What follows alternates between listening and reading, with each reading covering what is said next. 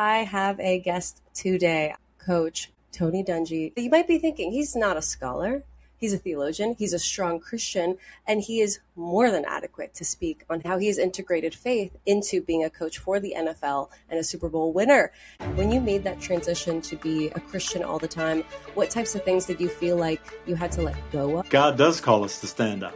And he does say we can't be like the world. Was there a time where you had a lot of conviction about the work that you were doing, but the faith that you held, those two things butt heads? Well, I got into television. They don't want to talk about the Lord. Just be quiet about your faith. How did grief affect the way that you understood God's character?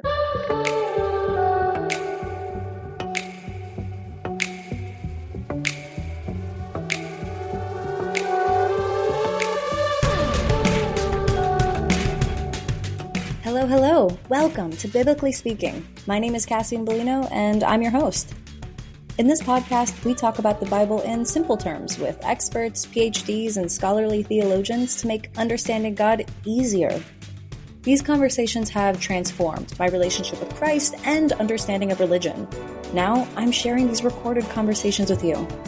On this podcast, we talk about the facts, the history, and the translations to make the Bible make sense, so we can get to know God, our Creator, better.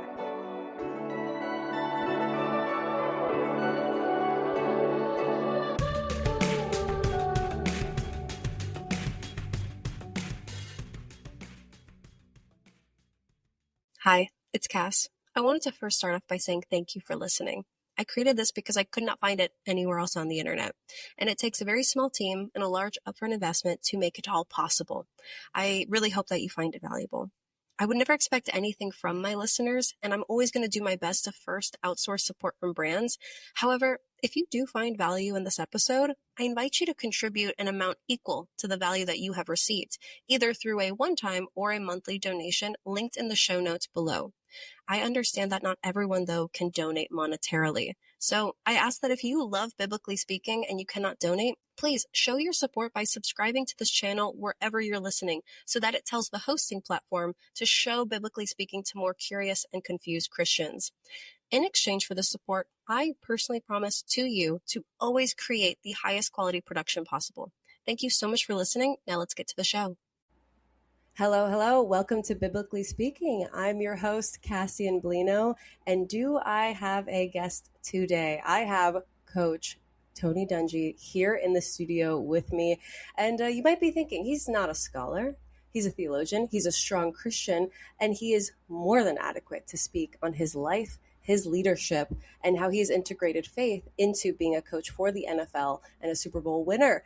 Not only as a coach, but also a leader and a father and a husband. You are an expert at putting Christ first. But for those of you that may or may not be too familiar with Coach Dungy, you are a Pro Football Hall of Fame coach. You led the Colts to Super Bowl for your 41st win. You became the first Black head coach to win a Super Bowl. You finished with 148-79 record as an NFL head coach. You played in the NFL. You coached with the Steelers, the Buccaneers, and the Colts. And you've remained a relevant voice in football as an NBC sports analyst. But before all that, beyond all that, you are here on Biblically Speaking to talk about your leadership. Welcome to the show. Thank you, Cassie. It's great to be with you. I'm excited. We're out here in Hawaii for the prayer breakfast and just spreading the word. And this is something that is very, very special to me. So I'm excited to be doing that and excited to be with you today. It's such an honor to have you on the show because you've done so much with your life. But most of all, when we were talking about, what could you come on the show and talk about? It was how you defined being a Christian first. And I would love if you could just share a little bit about that story as to how you got that advice and what that means to you. Yeah, I grew up in a strong Christian home. I was really, really blessed to have great parents. My grandfather was a minister. Two of my uncles were ministers. And my mother taught the Sunday school class. So she would rehearse on us when we were kids. And I heard the gospel. I knew the message. All of that was very much in my heart. As a young boy, the minister said, "Who wants to go to heaven?" I raised my hand. I do. I accepted Christ. I knew what that meant. But like so many young boys, I just got into sports and school, and that's what I focused on. And through high school and college, I don't think any of my friends would have if you asked them to describe me, they wouldn't have said Christian. They would have said, nice guy, hard worker, good student, good athlete, all of those things. But I was not living, to represent Christ.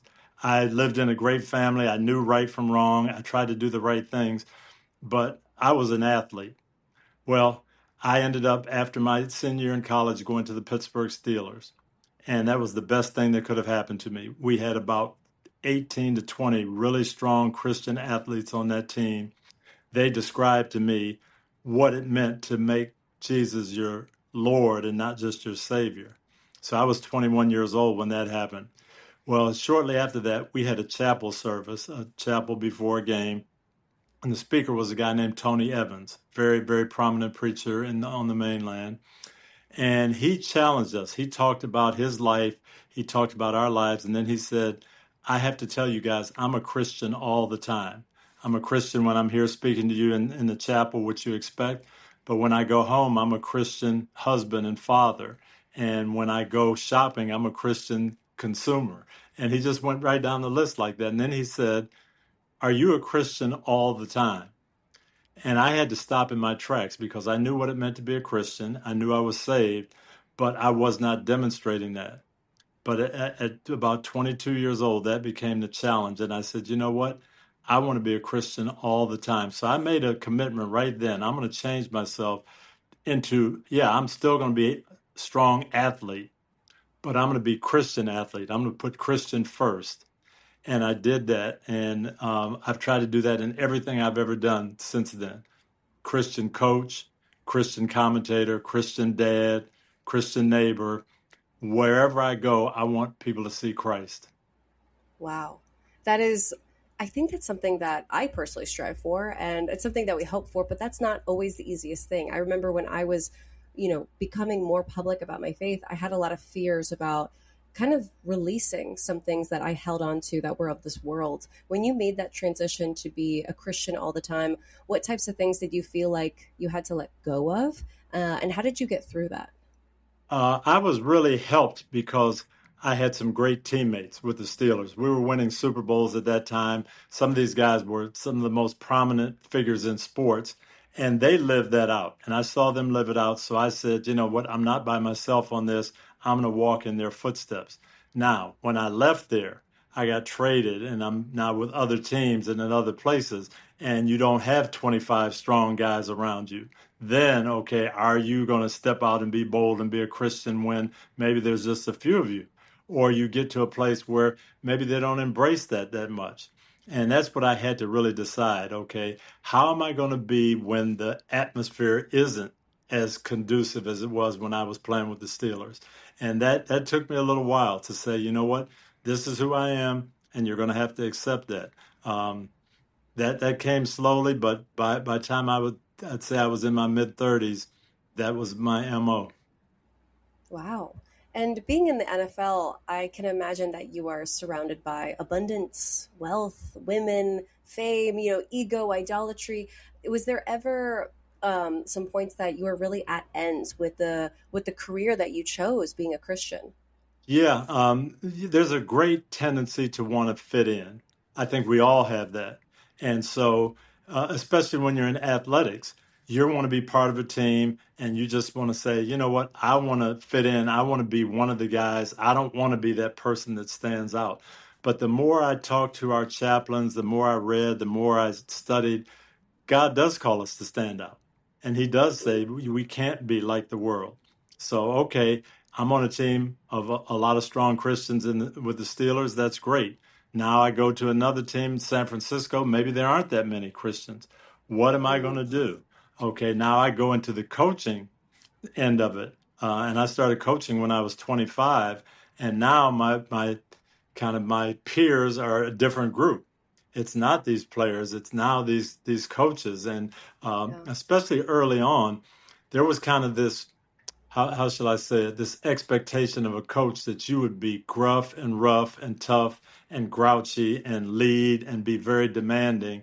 Well, I wanted to be demanding, but do it in a respectful way, in a way that still honored the Lord. And that Hmm. was pretty rare. That when I started coaching, that wasn't the mainstream MO. I can understand that that is something that stood out, but how did you struggle? Did you just like adopt it so easily, or were there struggles that you had of embarrassment or shyness? Like, how did you get through that, Tony? No, I had seen my parents and I'd seen them model it Oh, out.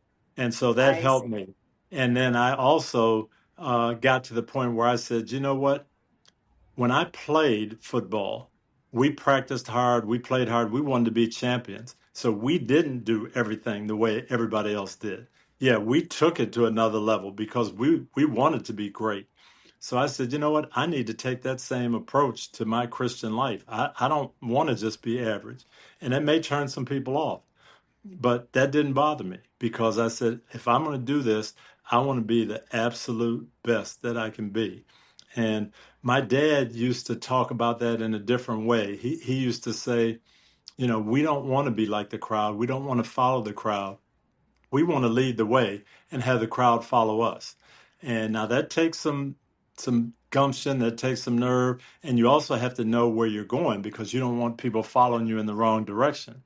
But if you know where you're going and you're very convinced about it, then there's nothing wrong with being a leader and having everyone follow you. And that's the way my dad operated. And so I took that position that, you know what? I'm out here for the Lord. I'm going to lead. I'm going to be strong. And I really don't care what people think. Wow. I wish that I had that boldness and that courage that you had. I mean, I feel so young, but also so scared. I mean, I work in a secular workplace. I Yeah. work in the music. I work in the music industry, and I like. Was there a time where you had a lot of conviction about the work that you were doing, but the faith that you held, and kind of when those two things butt heads? Um, that happened to me a little bit when I got into the television market. Um, Oh, it's funny in sports, as long as you perform well and do well and you're winning, you can pretty much do whatever you want because people are mm, buying. You can be a bad guy, terrible. And if you're winning and you're helping your team win, they'll overlook that. yeah. So you always had that to fall back on. Well, if we're winning, if I'm good at my job, I'll be fine. Well, I got into television, and it's a different world. As you say, it's a secular market. People get offended very easily.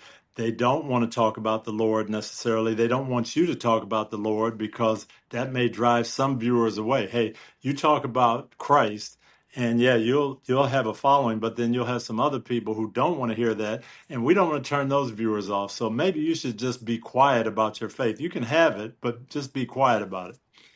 What'd And you I do? said, no, you hired me. You knew who I was when you hired me. I'm sorry. Okay, there'll be some, I'm not going to go preaching on television, but if something comes up and someone asks me my opinion, I'm going to say, here's what the Bible says about that. Uh, Wow. or here's what God thinks. And Wow. that could turn people off. And I got some pushback when I Mm, first started broadcasting, but I said that's who I am. wow.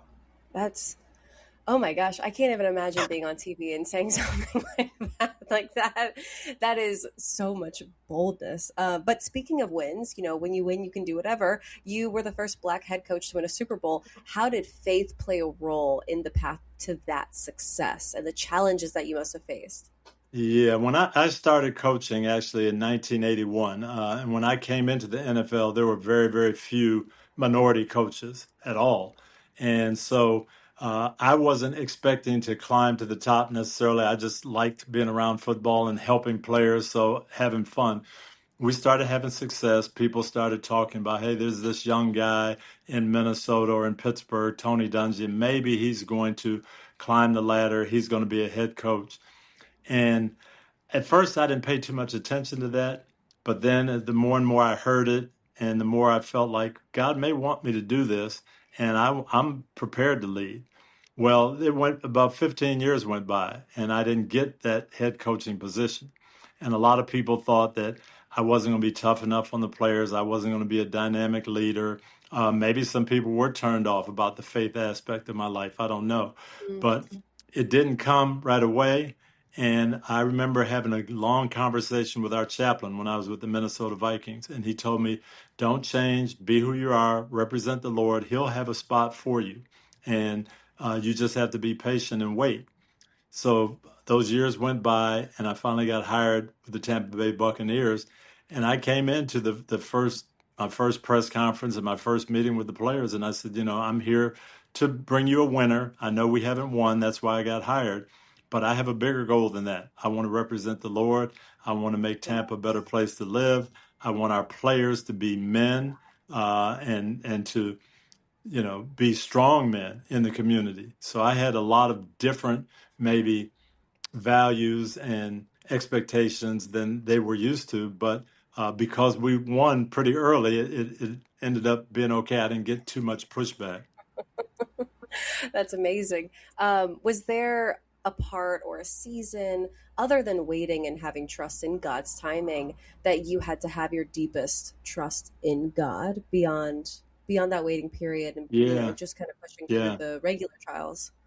We had some good success early on in Tampa. We changed things around. We started going to the playoffs. We got a new stadium. We were selling out, but we didn't make it to the Super Bowl. We got close a few times, and ownership said, well, you did a good job getting us to this level, but we don't think you can take us all the way to the top. And I got fired in 2002. And that was tough because I felt like God had us there in Tampa for a reason. I felt we were doing what he wanted done. And then all of a sudden, I'm out of a job. I asked to go to the press conference where they announced that they were firing me. They were a little hesitant. Why in the world would you want to go to this press conference? But I talked them into it. And I said, thank you very much for hiring me. I disagree with this move, but it's your team. You're doing what you think is best. And as a Christian, I have to trust the Lord. And I don't know what he has in store for me, but I'm not bitter. I'm not upset. And I'm going to wait to see the next thing that he has for me. Well, Mm-hmm. shortly after that, the owner of the Indianapolis Colts called and he said, I want you to be our coach. And I loved what you did there. That's what I'm looking for. And that was one of those moments where, you pray, Lord, I'm going to put this in your hands. And he came through for me. Is that very common that once you get fired, you go to that press conference and you show that No, much grace and understanding? no. And I don't think the owners they didn't know what I was going to say when I asked to come. And it was very unusual. And I think the reporters, when they were there, they their eyes lit up. What is this all about? But I wanted to do that because I had a press conference when I got the job. And I thanked the Lord and I thanked the Glazer family for hiring me. And so I said, when I go out, I need to do the same thing. I need to be the same person. And so I Wow. thanked them and I thanked the Lord. And a lot of people told me that was very impactful. They had never seen that. They hadn't really expected that. And Yeah. I think that's what we're called to be a little bit different. Yeah. Yeah. I mean, talk about gentleness and kindness and respect. Talking about the win itself, I can't even fathom what it would be like to win a Super Bowl, coach. But I'm sure that there was this element of, you did that, and there's pride and there's achievement in that. But as a Christian, how do you reflect on that achievement so it doesn't become about the self and Yeah. that success doesn't go into your identity or ego? Yeah, it was an amazing moment. We had a great year, fantastic time, and now we're at the Super Bowl. There's 120 to 140 million people watching the game. Mm. The clock is running down. We're ahead at the end. I know we're going to win. And I remember just standing on the sideline thinking, how does this happen? How does a young kid from Jackson, Michigan, who doesn't have that type of resume, how did I get here? And I started thinking about my mom and dad. They had both passed away by that time. Uh, Pastors who had spoken into my life, teachers that I'd had, coaches, all of that's going through my mind as the game is winding down. And then I thought, okay, I'm going to get up there on this victory podium. I'm going to thank our players and our fans. I'm obviously going to do that. But what else am I going to say? And I really wanted to make a statement that I was doing this for the Lord. So Jim Nance, the CBS broadcaster, presented the trophy to us. And he said that Tony Dungy, you're the first African-American coach to win a Super Bowl. What does that mean to you?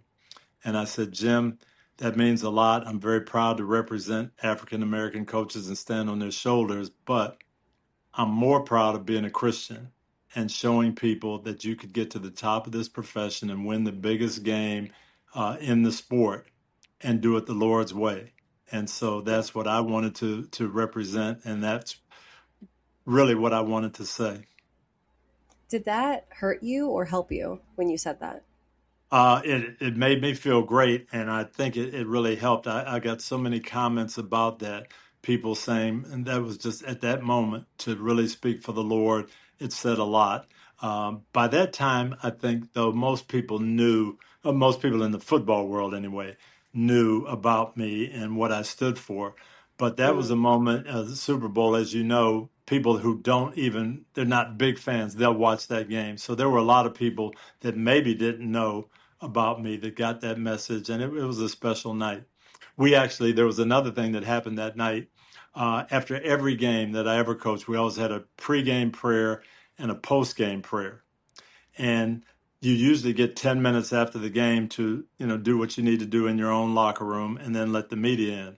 Well, the Super Bowl, I found out, was different. As soon as the game's over, everybody barges in because you've got thousands of reporters. They all want the story.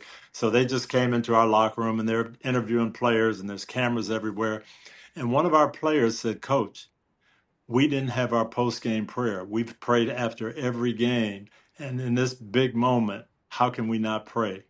So I asked everybody to turn their cameras off and turn their microphones off and give us 2 minutes to do what we need to do. Well, we sat down. We all got in our circle like we always do. The chaplain led us in a prayer. And one one cameraman, kind of violated what I said, and he took a picture of us. And I was upset at the moment. I said, I asked you just for 5 minutes, okay? And you wouldn't do that for us. But then the picture actually went viral the next day. And it's still, 20 years later, it's still there. And it was one of those proud moments where people thought, okay, usually you see the champagne popping in the locker room of the champions, and here these guys are all on the knee praying. This is unique. Wow. Oh my gosh. That really is restructuring everything about, how teams operate and what celebration looks like and what, glory to God can look like. Yes. I just at the highest level, like, what am I doing feeling shameful about praying in public before my meal when you're out here praying in front of reporters? So just looking beyond football, looking at your life, looking at, your personal life, was there a moment when faith was directly shaping a major decision? Because you've done so much, and I want to talk about your prison ministry and a lot more, but was there a moment that you kind of look back on and see faith at the center of that really was a defining factor in the direction that your life went? Yeah, it had always been there. And I think from the time I was 21, I tried to make decisions based on, what God would want. And I wanted to lead that type of life. But when it really got tested in 2005, the year before we won our Super Bowl, we actually had our best team. We were, we won our first 13 games, and everyone was saying this is the best team. They're going to win the Super Bowl. And right before Christmas that year, we lost our son, who was 18 years old at the time. And it was a devastating moment. As a parent, you're not ready for that. You think about, I'm going to have to bury my parents at some point, but you really don't think, gosh, there's going to be a time I'm going to bury one of my children. So it was during the season, and it caught our whole team by surprise. My son James had been part of the group. He'd been in the locker room all the time, and all the guys knew him. So that was a difficult moment. How was I going to respond to that? How was my wife going to respond to it? And I had to really think about how I could come across. I don't want to take this casually. I don't want people to think it didn't matter. But I also want to let people know that as a Christian, yes, the highs and the wins and the glory, that's great. I can say, praise the Lord. Well, what am I going to say in this moment when everybody's looking at me and it is devastating news? And I had to say, we weren't ready for this. We didn't expect this. But you know what? As a Christian, I'm still going to trust the Lord. I'm still going to let him work through this and know that he's going to be my rock in this moment. I want to take a minute and say thank you to the recording service that has made this podcast possible, Riverside. When I started my podcast, I had literally no idea what I was doing, and I just wanted a single way to record, edit, and share content without wasting time on different platforms. Then a friend suggested Riverside to me, and I'll tell you what, it was literally an answer to prayer. With just one login, I can record my interviews with scholars, clip interview moments into Reels for Instagram and TikTok, and post directly onto my RSS feed and Spotify, all without the extra downloads, platforms, all of it. So for the curious and confused people like me, the best part is that the crew at Riverside actually listens to their users when they need help. I wanted an editing preset to save time on creating reel templates, and they listened. They literally implemented a new feature. And since using Riverside, my social clips have reached over 1 million people each month. And I haven't even unlocked all the features yet. Live streaming is going to be next. So if you're considering starting a podcast, or you just need to edit at a pro level for content or interviews, I cannot recommend Riverside enough. If this is helpful for you, I ask that you click the affiliate link I provided in the show notes description. It costs nothing extra to you, and it gives a small kickback to me, which helps the channel stay alive. Thank you so much. Now back to the show.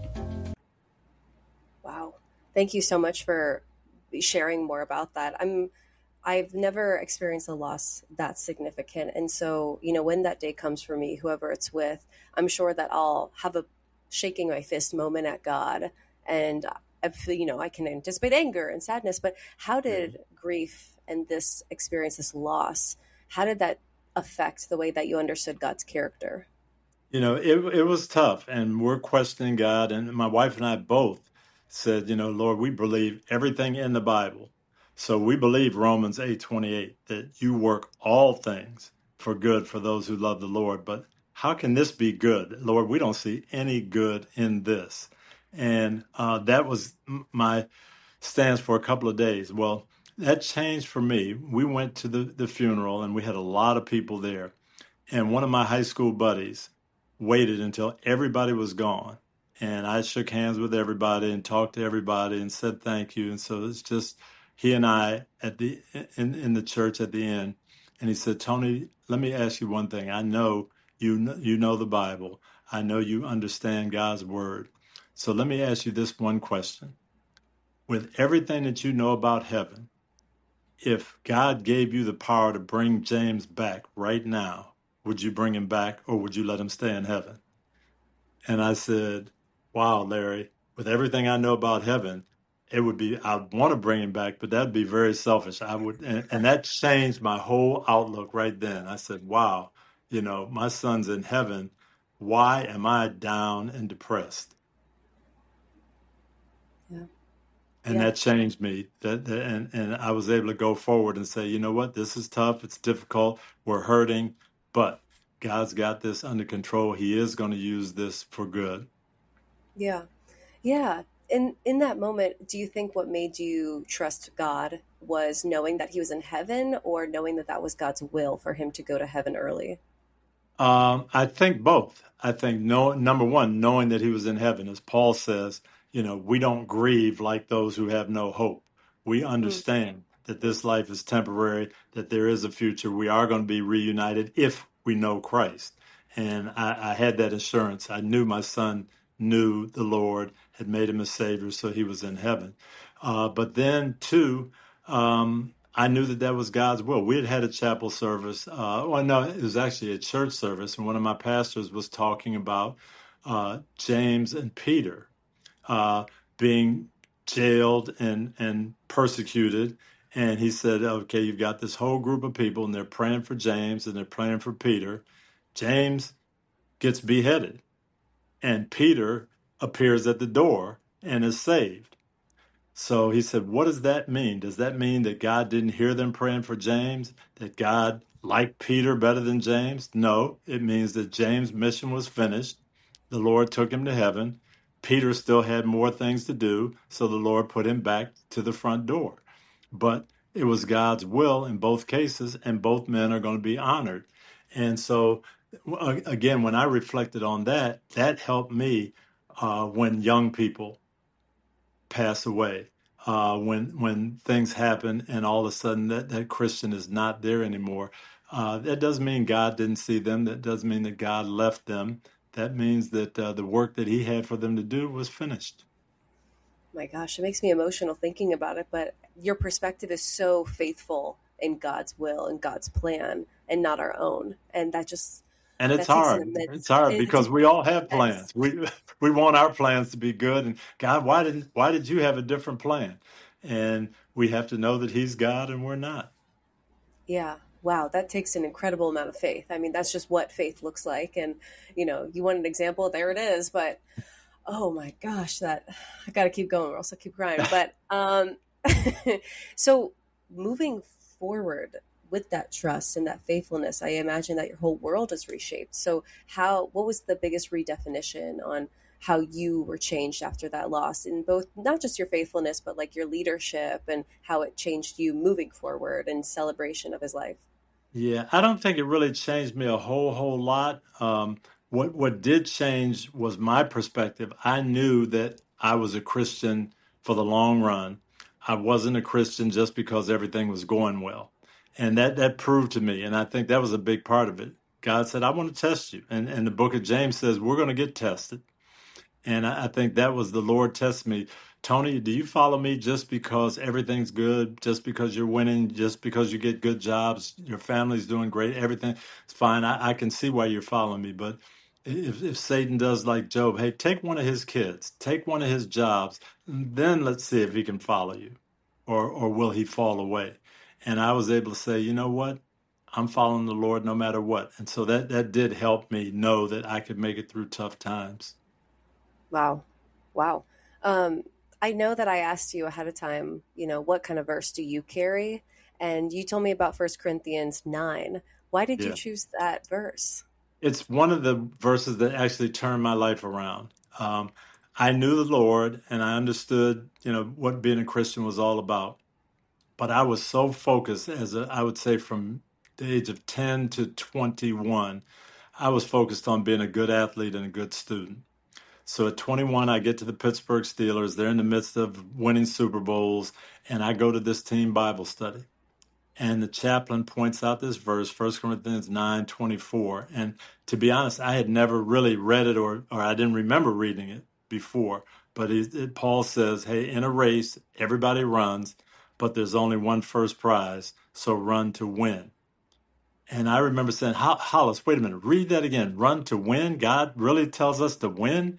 And he said, yes, God expects us to do our very, very best. You're not going to win every time, but he expects you to run to win. Use that effort on everything. Doesn't matter if it's practice, meetings, weightlifting, conditioning. He expects you to do your very, very best with what he gives you.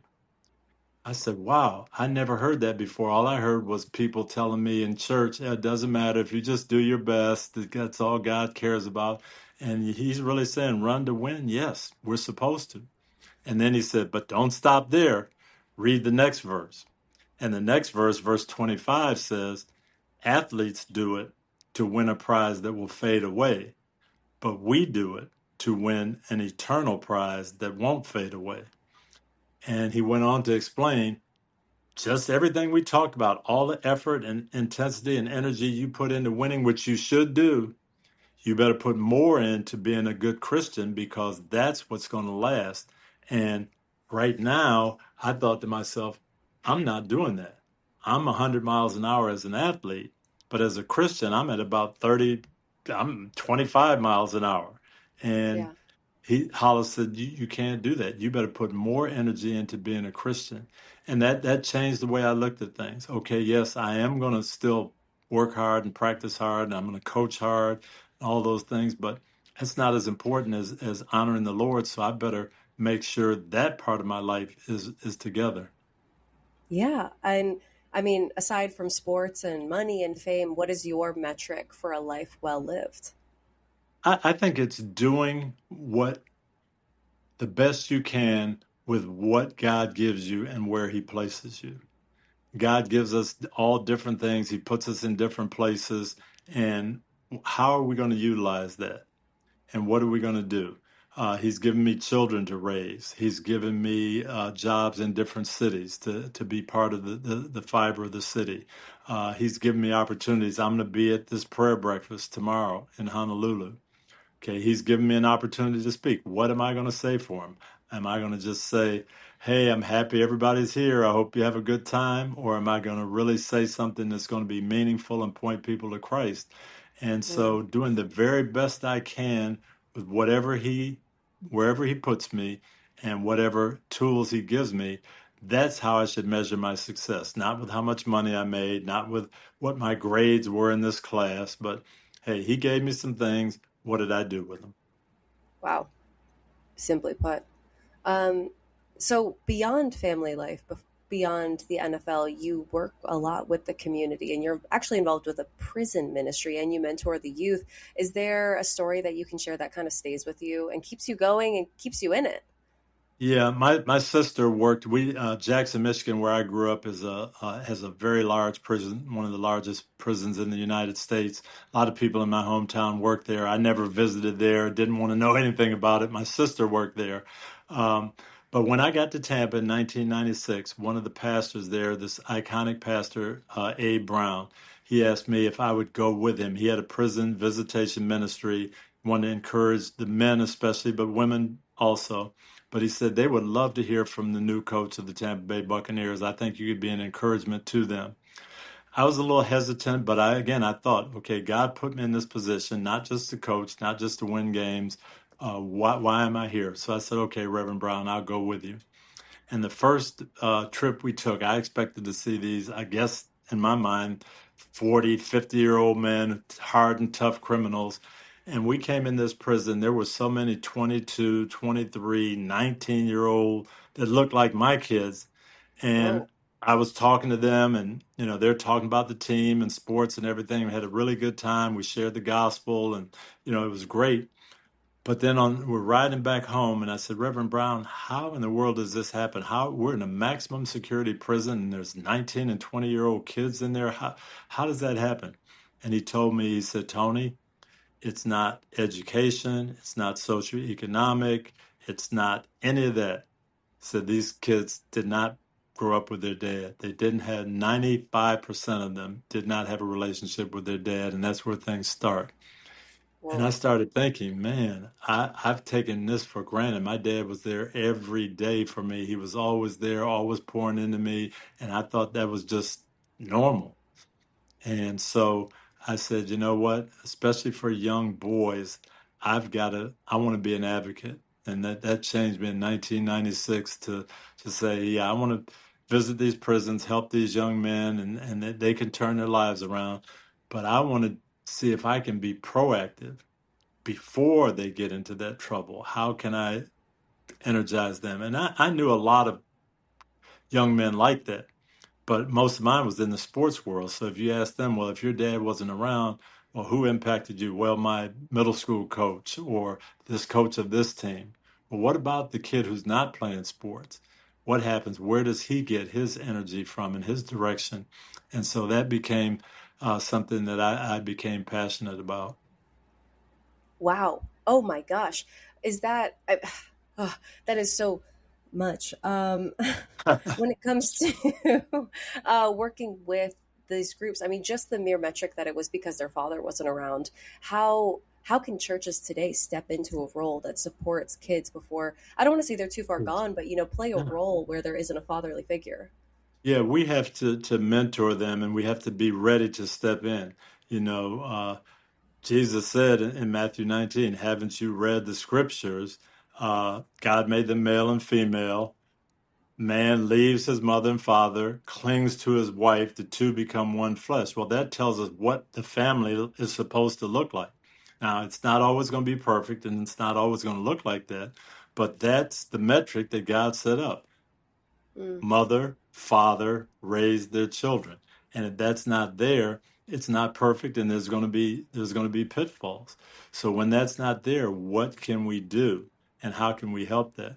So one of the things that we did, we started an organization in Tampa called All Pro Dad. And we wanted to, number one, tell men how important that role of being a father is. We wanted to give them encouragement, but we also want to give them tools so they could be better dads. And then what do we do when that dad is not there? How can we help that family, and how can we become mentors? And so that became a focus of mine. That's amazing.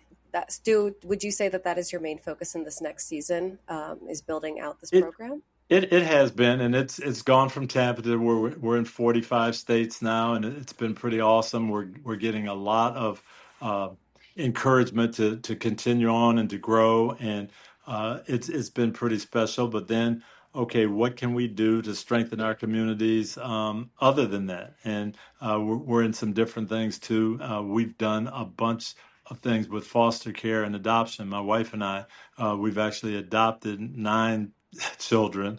Uh, we've probably Amazing. fostered over 100, maybe 150 kids, Wow. because you see that situation where the parents are not there, or something's happened, something's wrong, and that child is not getting the encouragement they need. Maybe we can give just a little bit of temporary help. And that's been a focus of ours too. We supported the foster care in the Tampa Bay area for a number of years. That's amazing. I don't know much about foster care. My sister used to foster, but I understand that kids aren't with you for very long. Typically, how long is a child staying with you and when they're under your care? It depends. Some of it is just emergency foster care, where it's just overnight or a day until something happens and they can get the child back together in the home. We've Okay. had kids up to 6 months or so. We've actually adopted 2 kids out of foster care that we're trying to get them back with their family, and things just didn't work out. They end up being with us a long period of time, and we end up having them. The Lord put them in our family now. Wow. Praise God. I mean, just a heart for the Lord. When a child is with you, I mean, I'm sure that you have God all over your home. I'm sure every doorway is anointed. But what is the best way for you to bring Christ into a child who's now you're fostering them? How do you integrate faith into their life? What's your Yeah, secret sauce? absolutely. Just praying with them, Mm, encouraging them, having them read the Bible, and then mm, just showing them who God is and who Christ is. We had one young boy who actually, his mom had a string of boyfriends. The boyfriends didn't care about him. In fact, they didn't want him around. So they would kind of mistreat him, hope he'd go away. So he was actually afraid of men because he had been mistreated. So right. I would come in the house, he'd kind of run away from me. My wife would come in and he'd run towards her. He'd always play with our kids. But when men would come in, and he'd get so nervous. Well, Yeah. I wanted to have a lot of Christian men around. And so my friends would come in, and after a period of time, this young boy began to realize not every man is like what, these guys are different. And he got to the point where he could trust men again because he saw some examples of Christian men take an interest in him and treat him nicely. Yeah. Wow. I'm sure that that had a profound impact. Is that child still with you? Yes, he is. As a matter of fact, he's one of the boys that we ended up adopting. Oh, okay. That's amazing. And how is he doing now? He's doing great. He's one of the sweetest kids. He's one of the most just compassionate. He's doing sensational. That's amazing. So you're a busy guy. How do you keep, like, what is one of the things that you cannot go a day without doing to maintain your closeness with the Lord? I try to read and I try to pray all the time. I try to read as much as I can. I lead 2 Bible studies, so that kind of Wow. forces me. You have Yeah, time for that? I make time. You have to schedule, and that's one of the things There coaches you know about. We schedule, and so go. I try to stick to that. But I did know, if I lead a Bible study, I'm going to want to do it right. I've got that First Corinthians 9 in me, run to win. So if I lead a Bible study, I won't be unprepared. So that'll force me to read and study, and that's been good for me. Oh my gosh. Well, I know that you're busy and I'm so excited for the prayer breakfast tomorrow, but I just have one final question for you. Okay. And it's for somebody that might be listening and they might be lukewarm. I feel like this is who that Yeah. podcast is for. They understand that Christianity is good, but they Mhm. don't really want it as Yeah. bad as they should. And that was me a long time ago. Yep. But if someone's listening and they want success in the world's eyes, but they know that they have to put Christ first, but they can't. How would you help them do so? Yeah, I would say, you know what, that was me. I know right where you are because I operated that way for about 12, 13 years. And I was able to see some men put it into action, and I was able to see that's not the way to go, and that's not what God calls us to do. If we're saying that Jesus is Lord, which is what we have to say if we're going to be saved, Romans 10, 9, and 10. If you confess with your mouth that Jesus is Lord and believe it in your heart, you will be saved. But what does that mean? What does it mean to say Jesus is Lord? That means I'm going to follow him, I'm going to do what he says, and I'm going to put him first if he's the Lord. If I don't do that, is he really the Lord? Have I really committed to him? And there is a verse in Matthew chapter 7 where people are going to say, Lord, Lord, I did this, I did that. And he's going to say, what? No, away from me. I never knew you. You didn't put Yeah, me first. And we don't want that to right. happen. So I would say just understand that uh, God is not going to let you go down the tubes if you put him first. If you put him first, he's going to give you what you need to succeed. And it may not be the personal goals that we have, but you're going to succeed for him. You're going to succeed in the way that eternity is going to be impacted. And so I would just recommend people, hey, don't be satisfied. Don't be like I was and satisfied with just being a good student and a good athlete. Be a good Christian first all the time, and God will honor that. I mean, just utter surrender. And that's Yeah. it's easier said than done, Yeah, but it's hard. if It's Coach hard, but Tony that's what, Dungy is telling you to, well, listen to that's what Coach. God said. That's what God says. You put me first, honor me, and I will lift you up. And that's what he's done in my life. When I started honoring him, he lifted me up, and I've done some things that I'd never dreamed I'd be able to do. I think it comes from putting him first. Yeah. Yeah. Well, I never dreamed I'd be speaking with you. So thank you so much for your time today, Coach. It's been such an honor. This has been great, and my family's excited. We're looking forward to the prayer breakfast. There's an FCA outreach that's going to happen this weekend as well. So we're very, very fired up to be in Hawaii. Well, mahalo and see you tomorrow. Mahalo. That